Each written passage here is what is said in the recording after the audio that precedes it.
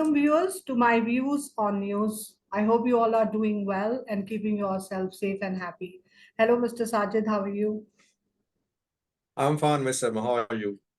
Very well, thank you. Mr. Sajid, today we'll discuss why there is so much of instability in East Africa, why so much violence and war. So, my first question, I've already said, why so much of violence, why wars are happening in East Africa? Yeah, I can understand your question. Obviously, you are implying what is happening in Sudan, that just last year we saw the end of a war in northern Ethiopia, a 2-year-long war with huge destruction, displacement, death, hunger, misery. And now we're seeing the same starting to happen in a neighboring country. Sudan shares border with both Ethiopia and Eritrea. Well, going back to your question, why wars in Eastern Sudan, in East Africa?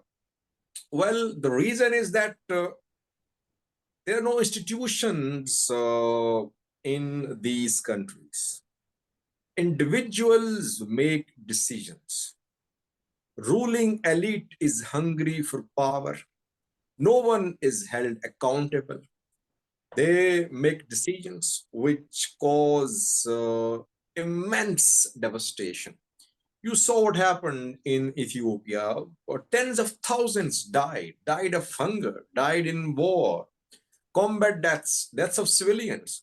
Did you see any accountability? No. Or no, we're seeing that the parties are agreeing on reconciliation, good, but no accountability. Same happens in almost all the conflicts in Africa, in East Africa. That is why, since people are being held accountable, that is why we're seeing a continuation of this cycle of violence ongoing in these countries. Though in these countries, different reasons are there for these conflicts. But one thing is same: no working democracy in Sudan. In Ethiopia, there is semblance of democracy. Eritrea, no democracy there. Somalia, a fractured country. So we can say there are no institutions in this region of Africa. That is why individuals are making decisions, they're being held accountable. So, Mr. Sajid, what is the background of this civil war which is happening in Sudan? How did it start? What are the reasons?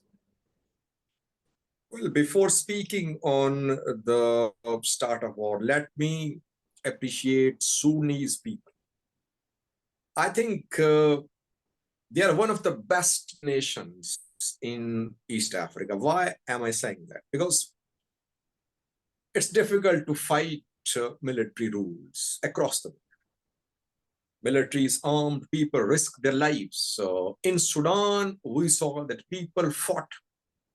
They removed Omar al-Bashir in 2019, long time ruler, through protests, demonstrations, street demonstrations. They were hoping that Sudan would see democracy, prosperity, development. People will have the right to rule the country. But that dream was shattered. Military and civilians jointly started running a transitional setup in 2019. Election was due to happen, I think, in 2024. Military remained in full control. Sudanese military is not just military. It is running businesses. It is backing, arming militias. It is in charge of policy, foreign policy. It backs political parties. Military remained strong despite overthrow of Omar al-Bashir.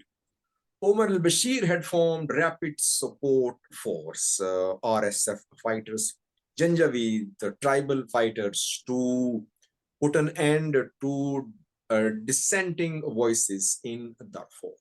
So there were two pillars of power in security sector where al-Bashir left, RSF and Sudanese military. Political parties were emerging. We were seeing formation of FFC. All were part of transitional setup to lead the country towards next election. Transition has gone wrong. FFC politicians are nowhere to be seen, and now we're seeing that rapid support forces, RSF, led by Hamdan Dagalo, who was basically a camel trader, and military, led by Abdel Fattah al-Burhan, are fighting for power.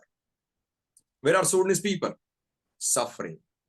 They are the victims of this war. The revolution of 2019 has been hijacked by these warlords, I would say, though they are generals, their ranks are generals, but basically they are warlords, hungry for power. They are spilling innocent people's blood, and they are looting Sudan's people's money.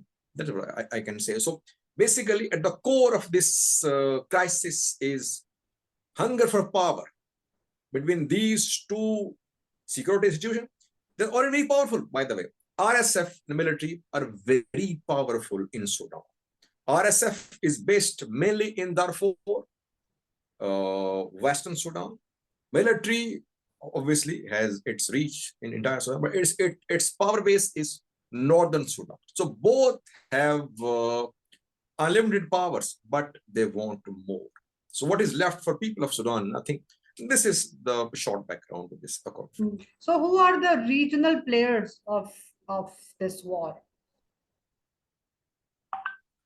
Well, it's too early to say in terms of involvement of regional players. Whenever there is a war in a country, a region is affected. Countries cannot remain unaffected. Neighboring countries, when war happened in Ethiopia, more than 70,000 Ethiopians entered Sudan. And Ethiopian opposition groups, they tried to organize themselves on Sudanese soil. Eritrea became involved. So you see that the war happened in Ethiopia, but Sudan was drawn to some extent. Eritrea fully drawn in. So now when war is in Sudan, region cannot remain aloof. Obviously, neighboring countries will intervene. Why? Because they would like to keep the conflict away from their borders. And they might be backing some parties as well in this conflict. Just yesterday, Sudanese military officer Shamsuddin al-Kabashi spoke in an interview with a news channel. He said that two countries are backing RSF. And one of them is on Sudan's western border. On Sudan's western border is Libya, Chad, and Central African Republic to some extent. It means that out of three countries, one is at least backing rapid support forces. It could be Sudan, it could be Libya, because RSF fighters fought in Libya. In Libyan civil war, they fought alongside Libyan National Army. And before the start of this war, there was a meeting between Hamati and Khalifa Haftar's son. Khalifa Haftar is still influential military commander in Libya. CAR has Wagner fighters, and Hamati visited CAR in the past. RSF has some presence in CAR. RSF claims that it averted a coup against CAR government a few months ago, though RSF fighters were accused of trying to stage a coup there. Chad is a little aloof. It has closed its border, but reportedly Hamati's relatives are there. They're from Chad. So it's difficult to say, but out of three Western neighbors of Sudan, at least one is involved in backing RSF. Secondly, UAE, which has huge visible footprints in this region. Wherever there is conflict in this part of the world, UAE is involved. UAE was backing Ethiopian government in the war in northern Ethiopia. UAE had a military base in Eritrea. UAE is involved in Yemen in support of STC, in support of coalition. UAE is involved. It is trying to be a player in Somalia as well. So most sources say that UAE is a backer of Houthi. Why? Because Houthi is in charge of gold mines in Darfur. This gold, worth billions of US dollars, ends up in Dubai. So Dubai and Houthi relations are very strong. And it was UAE which asked RSF fighters to fight in Yemen. So UAE deployed RSF fighters there and in Libya as well. So I personally think that UAE is involved because some ammunition boxes recovered from RSF fighters in Sudan indicate ammunition was purchased by UAE from Serbia, and it is being found in Sudan in the hands of RSF fighters. UAE is involved, definitely, it seems. People say Egypt is involved in support of Sudanese military. It's carrying out airstrikes. I have no convincing evidence because so far RSF has not named Egypt. Though I have seen some experts claiming that Egyptian planes are conducting airstrikes on RSF, but I don't have any reliable information. I personally think UAE is involved, and out of three countries, Chad, CR, and Libya, one is definitely involved here. Ethiopia, Eritrea cannot remain aloof because Houthi visited Eritrea, Isaias Afwerki, met with him more than around 2 months ago. Before that, he was in Ethiopia. He visited Russia too last year. Isaias Afwerki tried to have some role in mediation in Sudan between Sudanese military and FFC, but he was not allowed to have any role. Burhan did not give any role to Isaias Afwerki. Isaias Afwerki could be aligned with Houthi. Does it mean he's supporting Houthi militarily? We don't know. We don't know about Ethiopian, Eritrean role in this war. But if the war goes on, we could see neighboring countries drawn in this conflict. Okay, Mr. Sajid, my last question is that how do you compare these two war lords, Sudanese military with RSF? Well, it's a difficult question to answer because Sudanese military is not just military, because this military has backed, it has raised militias along ethnic lines, along religious lines. All those militias, some tribal elders, they are standing with Sudanese military. It's not just military. RSF is smaller in number if you compare numbers. I mean, Sudanese military, all their militias, greater in number than RSF fighters. Disadvantage for RSF is lack of air power. RSF has no airplanes, no fighter jets, no bombers. They have heavy weapons, but mainly APCs, mainly anti-aircraft guns. They don't have tanks, I think. They don't know how to operate MLRS, though they fought in Yemen, they fought in Libya, but still, they're not a regular army. They work like militia members. So in terms of number, in terms of equipment, RSF fighters are at a disadvantage. But I think they're more organized. Unity of command is more visible within RSF than Sudanese military, firstly. Secondly, RSF fighters, they have chosen the path of urban combat. Main push of their offensive is towards capital city. Sudanese military's air superiority uh, has been diminished to some extent because military air force cannot conduct airstrikes on residential areas. It could lead to large scale deaths of civilians. Now, RSF fighters are near residential palace, near Sudanese Army's headquarters, near or at Khartoum International Airport. So the air superiority held by Sudanese Army has its limitations too. Urban warfare is always dangerous for civilians.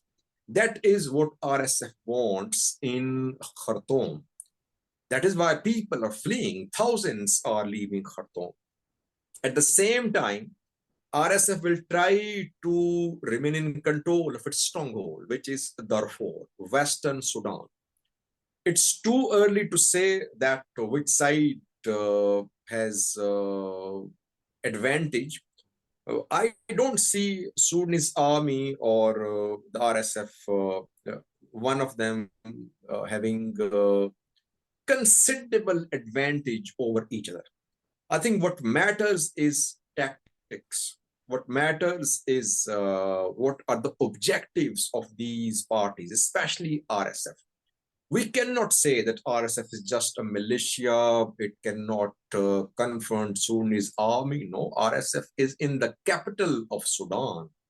It managed to enter Al Burhan's residence. It was at Khartoum International Airport. It released a video from Sudanese military headquarters. It showed a video from President's palace in Khartoum. Having said that, we cannot say that the military has collapsed. No. So far, it's a volatile situation. We'll have to wait and see. Can RSF continue a long war in Khartoum? Because military is trying to encircle Khartoum so that no reinforcements could reach RSF in Khartoum. If RSF is able to continue fight in Khartoum for a few weeks or months, I think it would be difficult for Sudanese army to push RSF out of Khartoum. Darfur is already a stronghold of RSF. So it's a challenge for Sudanese army to strike a decisive blow, though military claims that it is going to start the final phase of this operation. But so far, military has suffered setbacks at the hands of rapid support forces. So in your opinion, they are at par? Largely, I would say, so far, largely.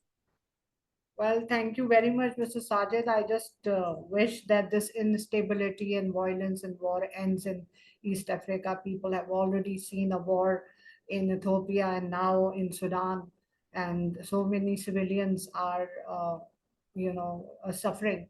So I hope that this ends. And thank you very much. Any closing remarks? Yeah, you're right. Let's hope that this war ends and people's suffering ends. Thank you. Thank you, viewers. See you next week. Don't forget to write us. Goodbye. Thank you. Bye-bye.